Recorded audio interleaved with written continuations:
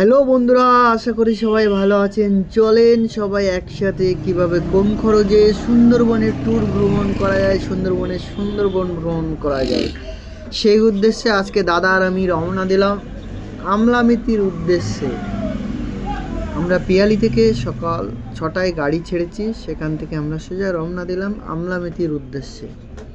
নতুনহাট থেকে লেফট সাইডে ঢুকে ওখান থেকে 10 মিনিট দূরত্বেই আমলামিতি খেয়াঘাট। সেখান থেকে আমরা ডাইরেক্ট চলে গেলাম আমলামিতি খেয়াঘাটে। এখান থেকে খেয়া পার হয়ে আমরা যাব আমলামিতি।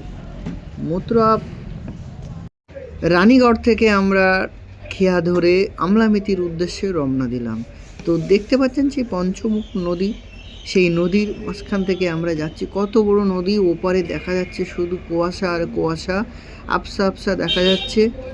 আর সূর্যের তেজটা একটু নর্মাল, সেটাও আপনাদের দেখাচ্ছি। এবং চারিদিকে যে নদীর মাঝখান দিয়ে যে দেখুন জঙ্গল মতো হয়ে আছে, চারিদিকে গাছ, কি সুন্দর লোকেশন। আমরা যাচ্ছি আজকে সুন্দরবন ভ্রমণ করতে।